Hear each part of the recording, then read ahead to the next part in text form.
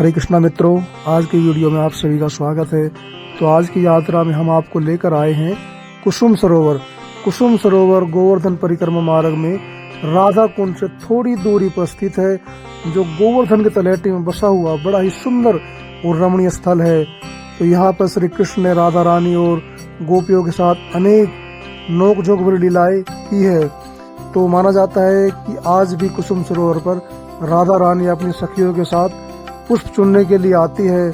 बड़ा ही पवित्र स्थल है कुसुम सरोवर, जो आज भी राधा और कृष्ण की लीलाओं का साक्षी बना हुआ है। तो ये देखिए, हम कुसुम सरोवर पहुंच चुके हैं और आप सामने कुसुम सरोवर का ये आप दृश्य देख पा रहे हैं। कितना प्यारा, कितना सुंदर ये दृश्य है कुसुम सरोवर का। तो चलिए कुसुम सरोवर के अंदर चलते हैं और देखते हैं अंदर का दृश्य कैसा है।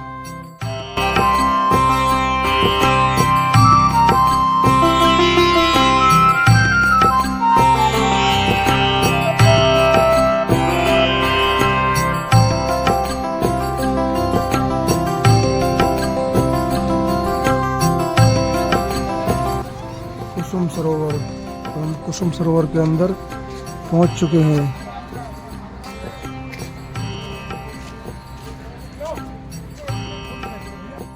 हरे कृष्णा, आज हम पहुंच चुके हैं। आप देख रहे हैं मेरे पीछे, ये देखिए कितना सुंदर स्थान यहाँ पर आप देख पा रहे हैं। तो फाइनली हम पहुंच चुके हैं आज कुसुम सरोवर। बोलिए कुसुम सरोवर की जय। तो कुसुम सरोवर क्या है कि भगवान श्री कृष्ण और राधा रानी की लीला स्थली है। तो यहाँ पर भगवान श्री कृष्ण और राधा ने अनेक लीलाएं यहाँ पर की है। और जो गोपियाँ थी, तो राधा रानी की सखियाँ थी, वो इसी स्थान से भगवान श्री कृष्ण को सजाने के लिए फूल मालाएं और अन्य चीज़ों के लिए यहाँ से ही वो फूल ले जाती थी। इसीलिए इस सरोवर का नाम कुसुम सरोवर है। तो चलिए हम आपको दर्शन कराते हैं कुसुम सरोवर के। इस कुसुम सरोवर के विषय में ऐसा बताया जाता है कि इसमें आज भी एक पारस पत्थर और एक नागमणि छुपी हुई है। तो कई बार कुछ लोगों ने पारस पत्थर और नागमणि को निकालने का प्रयास किया, लेकिन जो भी निकालने गया या तो वो गूंगा बहरा हो गया या फिर कोढ़ी हो गया। तो यहाँ पर ऐसी भी मान्यता है। तो इसी कुसुम सरोवर पर उद्धव जी ने भगवान श्री कृष्ण के जो चचेरे भाई थे, उन्होंने यहाँ पर भगवान श्री कृष्ण की जो 16,000 पटरानियाँ थी, उनको यहाँ पर श्रीमद् भागवत कथा सुनाई थी। तो बड़ी ही दिव्य महिमा है यहाँ पर इस कुसुम सरोवर की।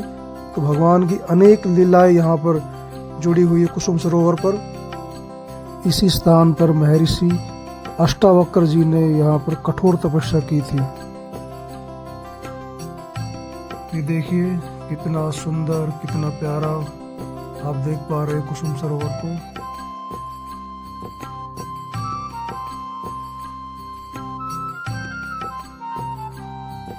कुसुम सरोवर के प्राकट्य के विषय में एक बड़ी प्रसिद्ध कथा प्रचलित है। तो एक बार राधा रानी अपनी सखियों के साथ जब कुसुम सरोवर पर पुष्प चुनने के लिए आई, तो कुसुम सरोवर फूलों का एक बहुत बड़ा वन है, जिसके चारों तरफ अनेक बड़े बड़े फूलों के, जैसे कदम के, चंपा, चमेली, मालती आदि के अनेक वृक्ष यहाँ पर लगे हुए हैं। तो राधा रानी अपनी सखियों के साथ जब यहाँ पर आई, तो कृष्ण यहाँ पर बनमाली का वेश बनाकर और बड़ी बड़ी मूछें लगाकर माली का वेश बनाकर यहाँ पर आया। जब उन्होंने देखा कि राधा रानी और उनकी सखियाँ यहाँ पर फूल तोड़ रही है, तो उन्होंने उनसे कहा कि तुम मेरी आज्ञा के बिना यहाँ से फूल कैसे ले जा सकती हो? तुम जानती नहीं कि मैं यहाँ का माली हूँ। तो श्री कृष्ण और सखियों के बीच में काफ़ी समय तक यहाँ पर बहस हुई।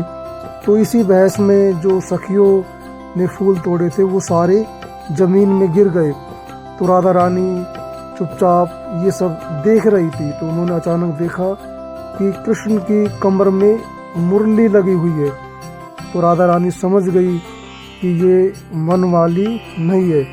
तो राधा रानी सखियों से कहने लगी कि ये वनमाली नहीं, ये तो वन विहारी है। तो इस तरह से सखिया कहने लगी कि कृष्णा, तुमने हमारे जो सारे फूल थे उनको ज़मीन पर गिरा दिया है, अब इन्हें हम सेवा में कैसे लेंगे। तो कन्हैया कहने लगे कि तुम इन फूलों को धो लो। तो भगवान श्री कृष्ण ने अपनी मुरली से ज़मीन को थोड़ा खोदा, जिससे कि यहाँ से जल प्रकट हुआ। तो भगवान कृष्ण ने उस जल से उन फूलों को धोया और राधा रानी का बड़ा ही सुंदर श्रृंगार उन फूलों से भगवान ने किया। तो इस प्रकार भगवान की मुरली से ही इस कुंड का निर्माण हुआ है।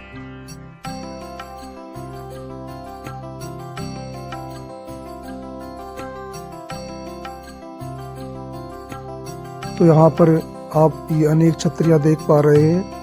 तो पहले कुसुम सरोवर एक कच्चा कुंड था, तो जिसे बाद में ओरछा मध्य प्रदेश के राजा वीरसेन जू ने 1619 ईस्वी में पक्का कराया था। और बाद में भरतपुर राजस्थान के महाराजा सूरजमल ने 1723 ईस्वी में इसका जीर्णोद्धार करवाया।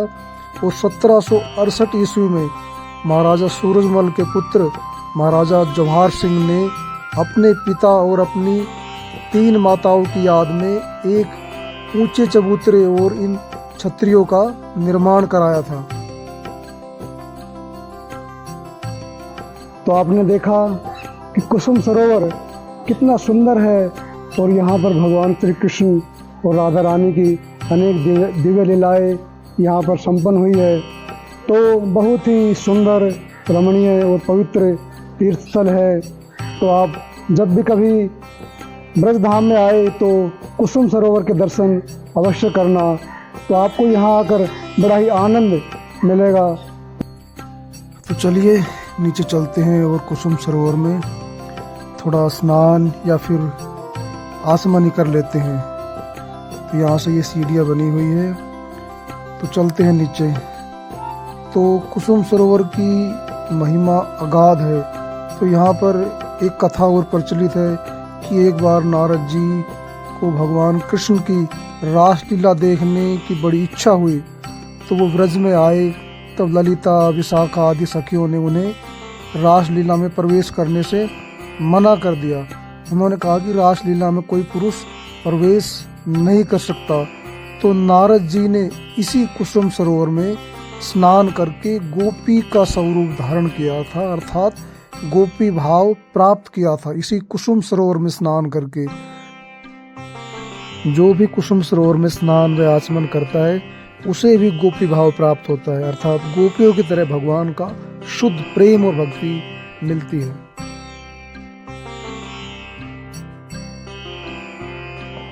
तो चलिए कुसुम सरोवर में आचमन कर लेते हैं। विश्वाय नमः, नारायण नमः, माधवाय जय हो हरे कृष्ण कृष्ण कृष्ण हरे हरे राम राम राम हरे हरे। देखिए भक्त लोग स्नान करते हुए। तो चलिए कुसुम सरोवर की जो यात्रा है आज हम यहीं पर समाप्त करते हैं। तो मिलते हैं अगली यात्रा पर। तो तब तक के लिए हरे कृष्णा, हरि बोल, राधे राधे, जय श्री राधे, जय जय श्री राधे श्याम।